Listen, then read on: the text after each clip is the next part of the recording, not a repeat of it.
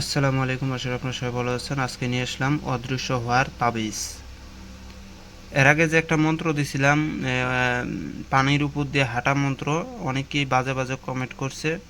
বিশেষ করে টিকটকে যে এটা ভিডিওটা ছাড়ছি ওখানে তো পুরা মনে করেন যে ভাইরাল হয়ে গেছে ভিডিওটা। কিন্তু দুর্ভাগ্যবশত অনেকেই খারাপ খারাপ কমেন্টও করছে, কেননা এটা খারাপ মন্ত্র, তো এটার জন্যে বাজে মনে করেন যে নবীন নামে অনেক কিছু বলছে। তো আসলে ভাই অরিজিনাল মন্ত্রগুলো এরকমই হয়। যদি অরিজিনাল মন্ত্র এরকমই হয়, আপনার আলাদা সব মন্ত্র যদি কাজ করতে পারে, আপনি কেন এই পানির উপর দিয়ে হাঁটার মন্ত্রটা কাজে লাগবে না? অবশ্যই লাগবে, কিন্তু এটা সাধন ভোজনটাই সবাই করতে পারে না। তো এই সাধন ভোজন যদি আপনারা করতে পারেন, তাহলে অবশ্যই ওই পানির উপর দিয়ে হাঁটার শক্তিটাও লাভ করবেন। শুধু পানির উপর দিয়ে নয়, বাতাসের উপরে সোলেমান নবীজি ভাসমান হয়ে ভেসে বেড়াইছিল। তো বাতাসের উপরেও কিন্তু যাওয়া যায়, বাতাসের উপরেও চলাফেরা করা যায়। তো এটারও কিন্তু মন্ত্র আমার কাছে আছে, দুর্ভাগ্যবশত ইউটিউবে আর দেওয়া যাবে না, কেননা এগুলো ইউটিউবে বা টিকটকে দিলে পারে মানুষ বাজে বাজে কমেন্ট করে, বলে যে আপনি এত পারেন তাহলে আপনিই করেন। আরে ভাই, যার প্রয়োজন সেই তো করবে, আমার যদি প্রয়োজন না হয় ওইটা দিয়ে তো আমার কোনো দরকার নাই। আমি ইউটিউবে দিতেছি, যার প্রয়োজন সে করবে, যার প্রয়োজন না সে করবে না। অদৃশ্য হওয়ার মন্ত্র আছে, বাতাসের উপরে চলার মন্ত্র আছে, গাছের ভিতরে ঢোকার মন্ত্র আছে। কেননা জাজিরার যে নবী, জাজিরা নবী, তিনি কিন্তু গাছের ভিতরে ঢুকছিল। জাজিরা নবী, তার পাশে আছে সোলেমান নবী বাতাসের উপরে চলছে। এগুলা ক্ষমতা গেছে কই? এগুলা ক্ষমতা পৃথিবীতে আছে, কিন্তু দুর্ভাগ্যবশত মানুষ এগুলাকে এখন আর বিশ্বাস করে না। মানুষ বিশ্বাস করে না। তারা সোলেমান নবী, জাজরা নবী, এরা হচ্ছে ধর্মের মধ্যে থাইকে এগুলা কাজ করছে, আর আমরা হচ্ছে যেগুলো কুফরি লাইন, এগুলো হচ্ছে অধর্মের ভিতরে থাইকেও সেই শক্তিগুলাকে লাভ করা। তো ধর্ম অধর্মের খেলা এখানে। আরেকটা আছে কি, যে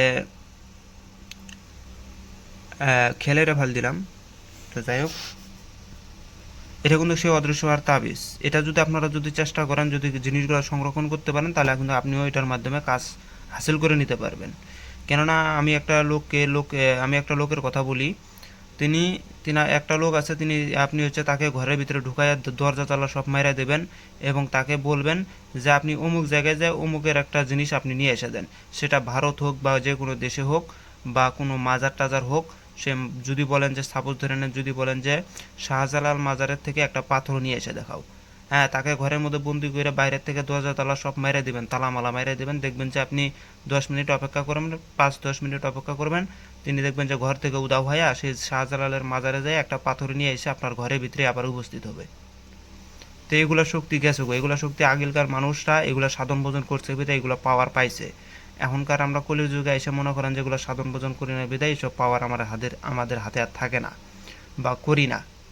তো এরকম পাওয়ার কিন্তু আছে। তো এইসব পাওয়ার অর্জন করতে গেলে অনেক পরিশ্রম করতে হয়, এই পরিশ্রমটাই কেউ করতে চায় না, কেননা সবাই এখন সংসার জীবনের ভিতরে ঘুরে আছে। আর এইসব পরিশ্রমিক, মানে এইসব যদি কাজ যদি আপনারা ঢুকেন, তাহলে সংসার বাদ দিয়ে থেকে শুধু এইসবের পিছনে পড়ে থাকবেন, তাহলে এইসব ক্ষমতাগুলো অর্জন করতে পারবেন। তো আমি মন্ত্রটা কিংবা নিয়ম কানুনটা দেখাইতেছি, দেখেন।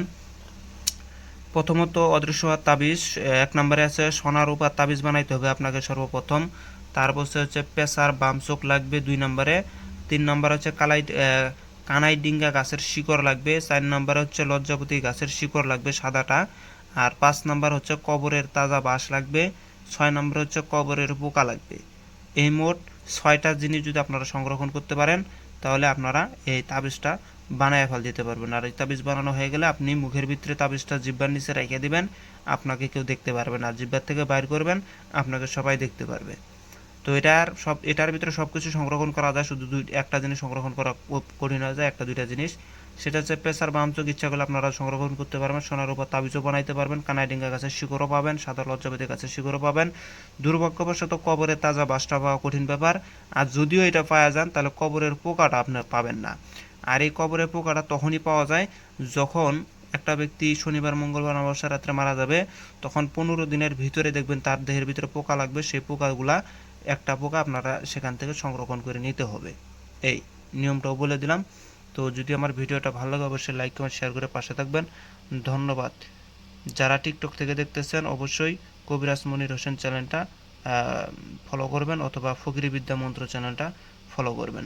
আর যারা আমার শিষ্যরা আছে, কার্তিক মাসের অমাবস্যা রাত্রেবেলা এখানে আমার কাজ করা হবে, যদি কারো প্রয়োজন হয় আমার এখানে আসতে পারে।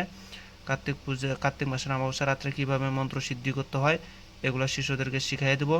আর যারা যদি সাধারণ ভোজনে বসতে চায় তাদেরকে সাধারণ ভোজনে বসাবো। যারা বান বিচ্ছেদ বৈষয়িক কাজ করাতে চায় বা কাজ করতে চায় তাদেরকে দিয়ে আমি কাজও করাবো। হ্যাঁ, তাদেরকে দিয়ে কাজও করাবো, আপনারা আসবেন।